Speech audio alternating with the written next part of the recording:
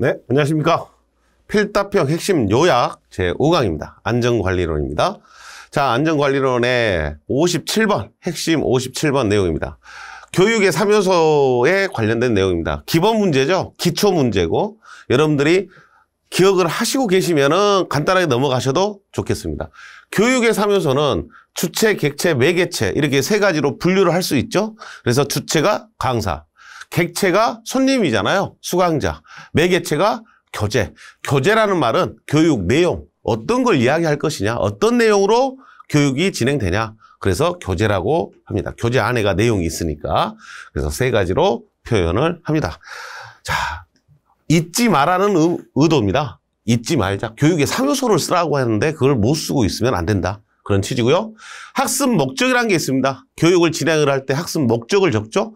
그 학습 목적에는 세 가지가 들어가 있어야 된다. 그래서 주제, 정도, 목표가 있어야 됩니다. 주제가 있어야 되고 정도가 있어야 되고 목표가 있어야 됩니다. 자, 주제, 정도, 목표 세 가지를 갖고 있어야 되고 학습 성과라는 게 있고요. 학습 성과는 학습 목적을, 우리 제목이죠. 이 학습 목적을 구체적으로 나타낸 겁니다. 이 학습 목적을 가지고 교육이 됐을 때 부수적으로 따라오는 성과들을 구체적으로 나열한 것을 학습 성과라고 이야기합니다. 그래서 학습 성과의 정의도 한번 읽어보시고요. 교육 학습 목적의 3요소는 주제가 있어야 되고요. 자, 오늘의 주제, 하인리의 사고 발생 5단계를 이해하도록 하겠습니다. 이렇게 말하면 하인리의 사고 발생 5단계가 주제입니다. 정도는 이해하는 정도까지 하겠다라는 이해가 정도입니다. 목표는 하인리의 사고 발생 5단계를 왜 이해해야 됩니까? 안전의식 향상을 위해. 그러면 안전의식 향상이 목표가 됩니다.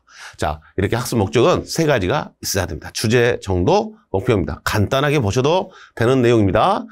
자, 교육의 3단계가 있습니다. 교육의 3단계. 여러분들이 지, 기, 태 이렇게 많이 기억하시죠? 지식교육, 기능교육, 태도교육 순서대로 안전교육을 진행을 해야 된다. 그래서 지기태, 지식교육을 먼저 하고요. 알려줘야 되죠. 알려주고 그 다음에 기능을 습득할 수 있도록 기능 수업을 하겠죠. 그래서 기능교육입니다. 그 기능으로 인해서 배웠던 기능을 몸에 배게 하죠. 몸에 배게 만드는 거. 그게 태도교육입니다. 그래서 지식, 기능, 태도 이렇게 세 가지 단계를 교육의 3단계를 써라. 이렇게 썼을 때 지식교육, 기능교육, 태도교육 3단계로 나눠서 쓸 수 있어야 됩니다. 자, 그 다음에 기본적으로 물어볼 수 있는 게 지식교육의 진행 4단계. 자, 이렇게 네 단계를 뭐라고 부른다? 지식교육 진행 4단계. 진행 순서라고 써있죠. 진행 4단계 이런 말로 쓰고요. 문제에서는 안전교육의 진행 4단계를 쓰시오. 이렇게 나올 수도 있어요. 대부분의 사업장에서 안전교육은 어떻게 합니까? 강의실에 모여서 안전교육을 하죠. 그래서 대부분이 PPT 띄워놓고 하는 지식교육이에요. 지식교육이다 보니까 안전교육도 지식교육의 순서를 그대로 쓰시면 됩니다. 안전교육 진행 4단계를 써라. 도입, 제시, 적용, 확인. 이렇게 써야 된다는 이야기죠. 출제는 가장 이게 나온다면 이게 나올 확률이 가장 높죠. 보편적으로 맞으라고 낼 그런 의도니까. 도입, 제시, 적용, 확인 1단계를 기억하시고 3단계는 지기태 이렇게 기억하시기 바랍니다. 자, 마지막에 하버드 학파의 5단계 교수법이 있습니다. 하버드 학파의 5단계 교수법 1차 할 때 필기 공부할 때도 많이 봤죠. 준비, 교시, 연합, 총괄, 응용 이렇게 5단계로 나눠져 있습니다. 하버드 학파의 5단계 교수법 이 내용도 좀 챙겨가시기 바랍니다. 간단한 문제로 이게 나올 수 있는 부분들이기 때문에 지나가는 문제로 언급할 수 있습니다. 이런 거에 잘잘한 이런 내용들이 우리들의 2점, 3점짜리 점수를 우리한테 부여하는 그런 문제입니다. 자, 간단하게 기억하실 수 있는 것들이기 때문에 여러분들이 한번 보시고 가시고요. 핵심 60번입니다. 법상 안전보건교육입니다. 산업안전보건법상 이렇게 교육을 하라고 사업장별로 교육을 하라고 정해놨는데요. 정기교육이라는 게 있고요. 종류를 보면 정기교육이 있습니다. 정기적으로 해야 하는 교육입니다. 그래서 사무직 종사 근로자일 때는 매 분기마다 3시간입니다. 자, 사무직일 때는 현장직이 아니잖아요. 현장에서 일을 하지 않기 때문에 상대적으로 좀 안전한 편이에요. 그래서 교육 시간이 절반밖에 안 됩니다. 절반밖에 안 돼요. 그래서 사무직 종사 근로자 외의 근로자들 중에서 판매 업무를 하는 종사자는 사무직과 똑같이 분기 3시간으로 해주고 있습니다.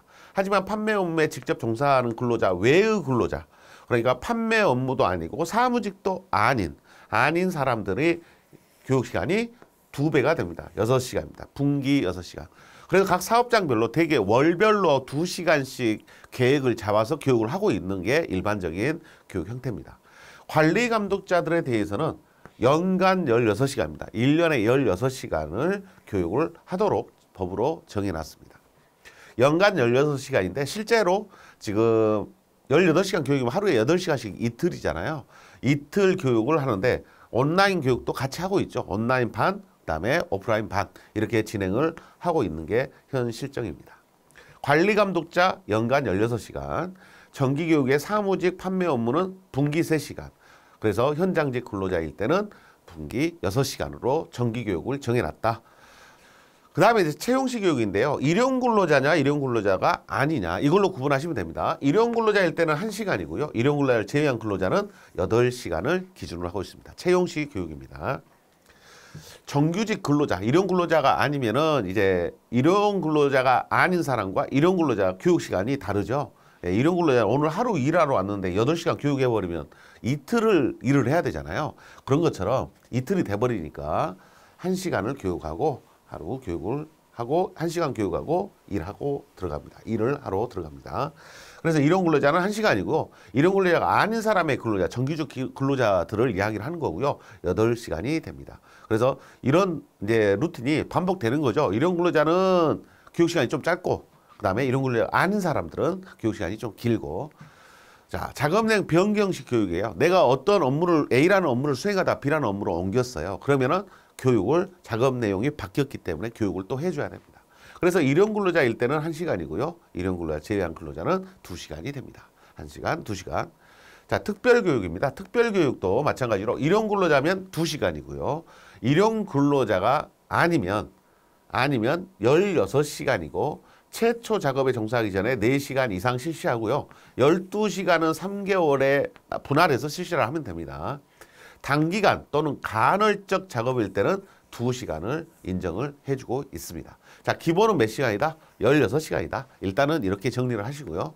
자, 그러면 일용근로자는 2시간이고 일용근로자가 아니면 16시간이다. 이 말이잖아요. 그런데 이 일용근로자들 중에서 40호, 별표 5 제1호의 라목 제40호에 크레인의 신호작업에 종사하는 근로자, 크레인의 신호작업에 종사하는 근로자한테, 일용근로자한테는 2시간이 아니라 몇 시간을 적용합니까? 8시간을 적용합니다. 자, 이 부분이 최근에 들어왔다는 이야기죠. 그래서 이 부분 잘 체크하시고요. 나머지는 이제 여러분들이 쭉 과거에 이제 있었던 기준 그대로고요. 이 내용만 추가로 들어왔다. 건설 기초안전보건교육 4시간이죠. 예, 4시간 이상 건설 일용근로자를 대상으로 하고 있는 교육이 되겠습니다.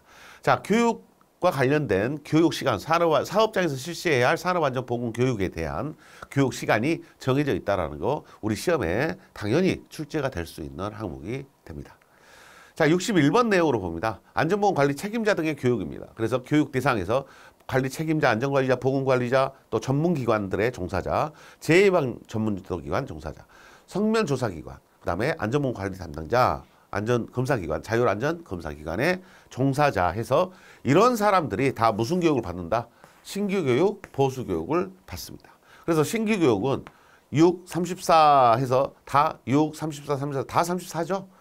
6시간 정해진 것만 뭐라고 했어요? 책임자죠. 사장님이기도 하고 소장님이 될 수도 있는 안전보건관리 책임자는 신규교육, 보수교육 다 6시간. 나머지는 34, 24 정리하시면 되고요. 안전보건관리 담당자만 조심하자. 신규교육이 있다 없다? 없다. 보수교육만 8시간이 추가가 있습니다. 자, 나머지는 34, 24 이렇게 정리하시면 교육시간 우리 필답형에서는 시간을 써야 되잖아요. 그래서 쉽게 판단이 되고 자, 이 시간을 물어볼 수도 있지만 요걸 물어볼 수도 있지만 뭘 물어볼 수도 있어요? 교육 대상을 물어볼 수도 있습니다. 교육 대상. 시간 다 써놓고 빈칸 만들어버리면 여러분들이 쓸 수 있도록 준비하셔야 된다.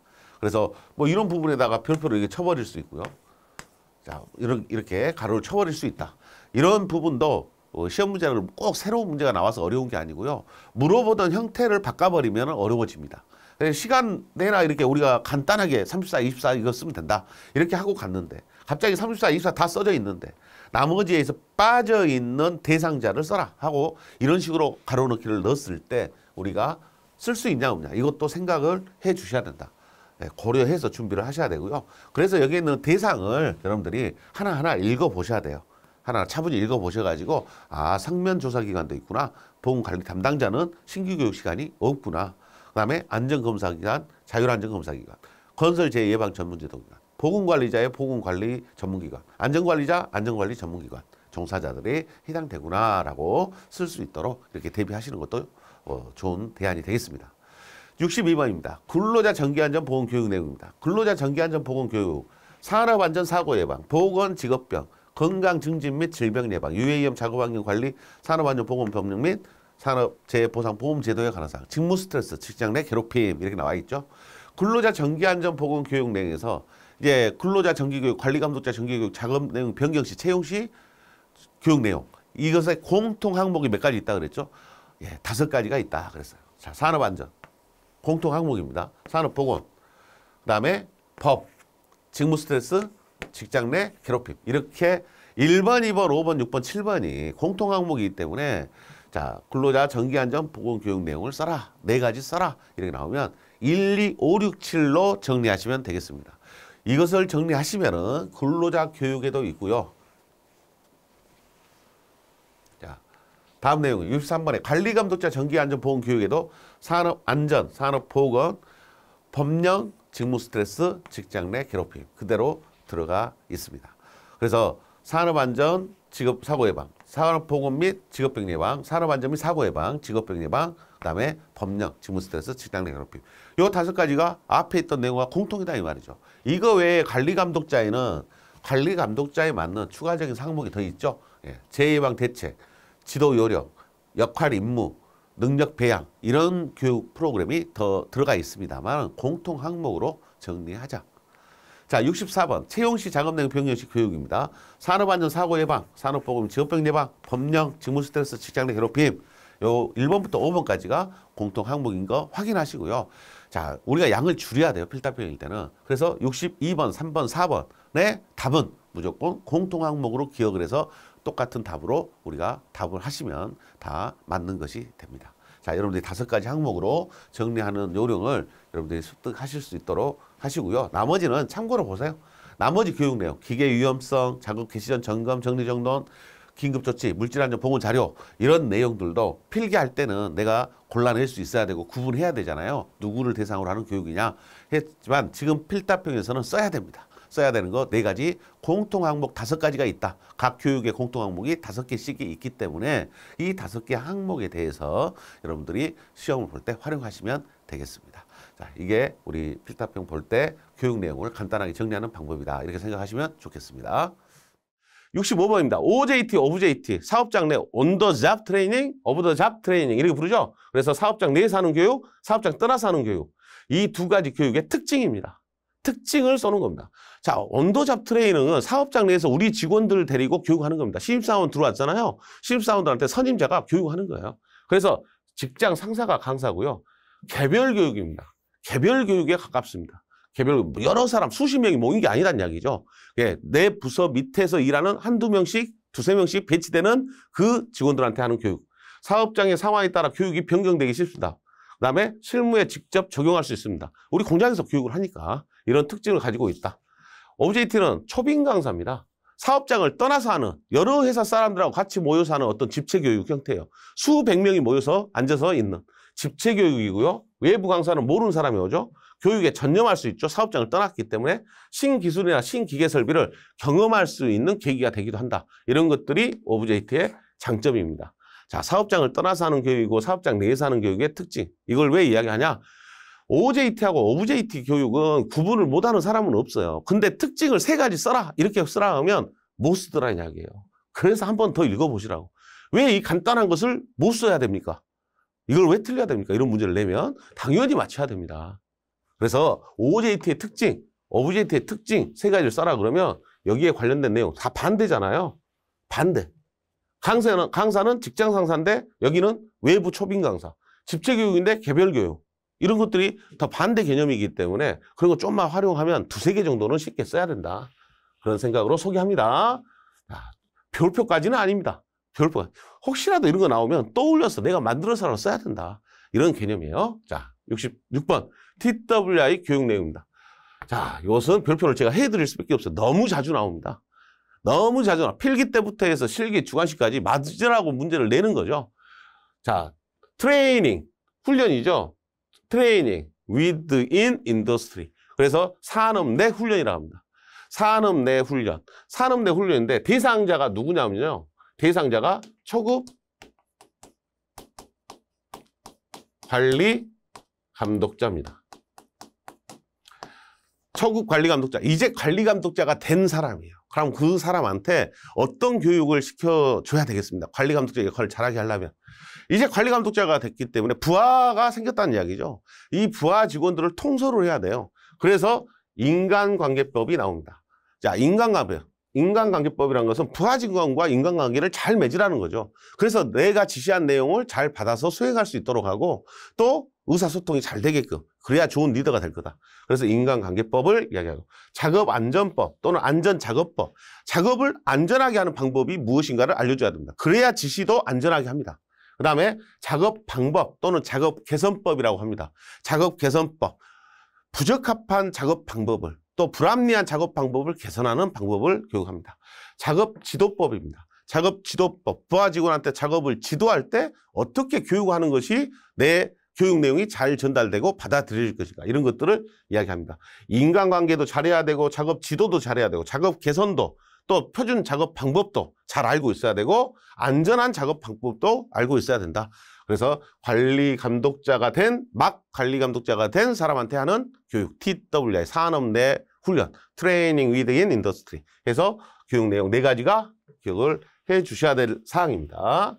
자, 그럼 영어로 씁니까? 우리말로 씁니까? 저는 우리말로 그냥 쓰세요.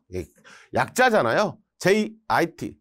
그러면 Job Instruction Training, Method Training, Job Relation Training, Job Safety Training 이렇게 돼 있기 때문에 이 약자를 쓰는 것은 원어로 풀어서 쓰면은 좋겠습니다. 만약에 약자로 쓴다면 그래 이렇게 쓰는 것보다는 여러분들이 철자 이런 거 또 잘못되면 안 되잖아요. 그래서 우리말로 그냥 4가지 써라. 그러면 이렇게 쓰는 것을 권장합니다. 빈도상으로는 상당히 자주 나오는 편입니다. 간단한 내용 치고는. 그래서 여러분들이 TWI 교육 내용, 산업 내 훈련의 교육 내용 기억을 한번 해 주시고요. 자, 토익식 교육 방법의 종류입니다. 많이 들어보셨죠? 패널 디스커션, 포럼, 심포지움, 버즈 세션 해서 버즈 세션은 다른 말로 뭐라고 불렀죠? 육융회의라 이렇게 했죠. 육육회의. 6명이 6분간 토론해서 결과를 짓는 형태의 방식을 적용한 것으로서 토익식 교육의 문제점인 토익식 교육의 문제점이 뭡니까? 시간이 오래 걸린다는 거였잖아요. 6분 안에 결론을 내게끔 하기 위한 방법이었습니다. 그래서 버즈 세션, 토익식 교육 방법의 패널 디스커션, 포럼, 심포지움, 버즈 세션. 패널 디스커션은 설명을 할 때 뭔 말 나오죠? 전문가끼리 토의 후 이렇게 나오죠. 전문가가 서로 뭐 했다? 전문가가 토의를 했다. 포럼은요, 새로운 자료를 제시했다 이 말로 나오죠. 새로운 자료를 제시하고 전문가가 설명을 하고 거기에 대한 질의응답을 총중으로부터 주고받고 하는 겁니다. 심포지움이라고 부른 것은 전문가가 나와서 견해 발표를 하죠. 견해 발표. 여러 전문가가 나와서 자기 견해를 발표하고 청중들과 이야기하는 거고 전문가끼리는 싸우지 않는 거다. 이게 심포지움의 개념이다. 이렇게 말씀드렸습니다. 지금 이런 용어들을 가지고 제가 왜 이걸 썼냐면요. 설명을 해놓고 이게 무슨 토의 방법이야 하고 이름을 쓰라고 나올 수 있다. 이렇게 가로쳐가지고 그래서 그것을 구분하기 위해서 이런 용어들을 언급을 하고 있는 겁니다.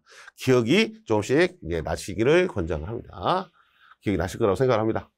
자, 토익식 교육 방법, 별표까지는 아닙니다. 나온다면 별표를 제가 치겠는데. 다음입니다. 파블로프의 조건 반사설에 의한 학습 원리입니다. 파블로프의 조건 반사설. 종을 치고 밥을 주는 개한테 그런 교육을 통해서 학습도 된다는 것을 이렇게 이야기한 원리입니다. 시강 1개. 파블로프의 조건 반사설. 시강 1개. 시강 1개 이렇게 해서 뒤에 써지면은 파블로프의 학습 원리를 알고 있는 겁니다. 시간의 원리, 강도의 원리, 계속성의 원리 일관성의 원리, 이 네 가지를 파블로프의 조건 반사설에 의한 학습 원리라고 하죠. 이 문제는 쓰라고 나옵니다. 쓰라고만 나오지 뭐 다른 말로 설명할 수가 없어요. 파블로프의 조건 반사설에 의한 학습 원리를 네 가지 쓰시오.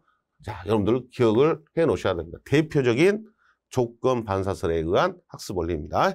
자극 반응 이론의 대표적인 사람이죠. 자극 반응 이론의 대표적인 파블로프, 션다이크 이런 사람들이 지금 소개가 되고 있는 겁니다. 시강 1개 이렇게 하고 넘어가면 됩니다. 69번 션다이크가 나옵니다. 시행착오설이라고 있죠. 시행착오설에서 션다이크는 준비가 잘 돼야 된다. 그다음에 연습을 해야 되고 효과가 있어야 된다. 그러니까 준비, 연습, 효과. 준비를 잘해서 연습을 많이 하니까 효과가 나오더라. 이런 의미입니다. 그래서 준비성의 법칙, 연습의 법칙, 효과의 법칙, 션다이크의 시행착오설 기본 원리 세 가지를 소개합니다. 이 세 가지도 기억을 하시고, 물론 파블로프께 더 중요합니다. 예.